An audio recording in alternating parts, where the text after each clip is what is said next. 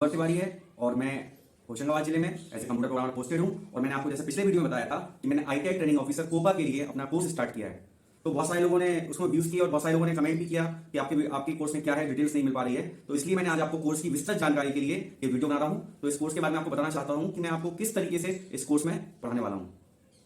देखिए, अभी जब कोपा की तैयारी होनी है, इसमें सबसे पहले हमको 75 क्वेश्चन, जो 75 क्वेश्चन हैं वो कंप्यूटर के आने हैं। और कोपा का जो सिलेबस है, अगर आपने देखा होगा तो कोपा का सिलेबस बहुत ही वास्ट है। और एक साल के कोर्स में आप ये मान सकते हैं कि एमसीए में जो 2 साल में पढ़ता होगा बच्चा, या इंजीनियरिंग में जो 2 साल में पढ़ता होगा, उतना वो कोपा में एक सिंगल ईयर में पढ़ना पड़ता है। और जो आईटीआई है उसका मेन फोकस ये रहता है कि प्रैक्टिकल ही लोगों को सिखाया जाता है। तो इस कोर्स में जो मैंने स्टार्ट किया है, इसमें हम टॉपिक वाइज क्लास स्टार्ट करी है हमने, क्योंकि सिलेबस बहुत वास्ट है। जैसा आपने देखा भी होगा, इसके सिलेबस में ऐसे ऐसे पॉइंट्स हैं जिन पॉइंट्स को इतना गहराई से हम आगे नहीं बढ़ते। तो जैसे फर्स्ट टॉपिक जो इसका है, सेफ वर्किंग प्रैक्टिस। तो आप देख रहे होंगे इस सेफ वर्किंग प्रैक्टिस का ये जो मैंने पीपीटी बनाया है, उसका ये वीडियो आपके साइड में चल रहा है। इस तरीके से हम सेफ वर्किंग प्रैक्टिस के टॉपिक में फायर्स कितने प्रकार की होती हैं, उसके बाद फायर एक्सटिंग्विशर्स कितने प्रकार के होते हैं, और किस तरह के प्रिकॉशंस हमको अपनाने चाहिए जब आग लगती है, तो वो सब मैंने इस पीपीटी में क्लियर किया है।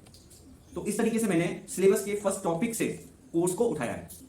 अब जब ये टॉपिक हमारा लाइव क्लास हो जाती है, तो लाइव क्लास के बाद हम इसका मॉक टेस्ट लेते हैं। मतलब इस टॉपिक से हमने जितना भी पढ़ा उसमें से कितने क्वेश्चन बनते हैं, मैं वो पूरे क्वेश्चंस आपको बनाकर एक ऑनलाइन मॉक टेस्ट देता हूं। तो देख रहे होंगे आप, ये क्लास फर्स्ट जो हमारा टॉपिक है उसके ये टेस्ट क्वेश्चंस है। अब टॉपिक छोटा था तो इसमें सिर्फ 10 क्वेश्चंस बने। इस तरीके से मेरी जो फर्स्ट क्लास थी 4 जुलाई को, वो क्लास के बाद हमने इसका मॉक टेस्ट लिया था। इसके बाद जो सेकंड क्लास हुई मेरी, जनरेशन ऑफ कंप्यूटर्स। अब जनरेशन ऑफ कंप्यूटर जो टॉपिक था उसकी आप देख रहे होंगे पीपीटी, जिसमें मैंने सभी जनरेशंस को यूज करते हुए उसके जो कंप्यूटर्स हैं, उसमें जो इन्वेंटेड कंप्यूटर्स थे उनको मैंने डिटेल में लिया है। देख रहे होंगे आप, मार्क 1, यूनिवैक, एनिएक, एडवैक, एडसेक, फिर थर्ड जनरेशन में क्या हुआ, सबसे पहले स्टोर प्रोग्राम कंप्यूटर कहां था, कहां पे रोम बायस यूज हुआ, इस सबको मैंने डिटेल में लिया है। और ये डिटेल आप कहीं बुक में भी पढ़ सकते हो। लेकिन जब मैंने डिटेल में आपकी क्लास ली, इसके बाद आप जस्ट देखेंगे, इसके बाद हमने इसके लगभग 30 क्वेश्चन का ही मॉक टेस्ट लिया है। ये देखिए आप, टेस्ट क्वेश्चन चल रहे हैं। इस तरीके से मेरी class by class, topic wise topic classes चल रही हैं। और मेरे कोर्स में जो बच्चे पढ़ रहे हैं वो भी बहुत संतुष्ट हैं, और वो लोग हमेशा बोल रहे हैं कि सर आप तैयारी ठीक करा रहे हैं।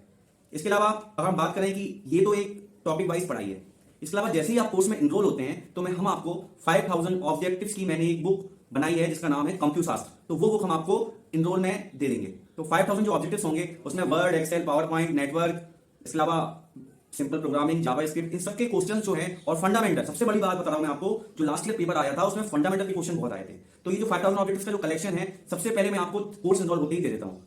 और वहां पर मैं आपको छोड़ता नहीं हूं, क्योंकि जब आपको क्वेश्चन मिल जाते हैं तो भी एक, जब तक आपके ऊपर एक प्रेशर ना हो तब तक पढ़ाई नहीं होती।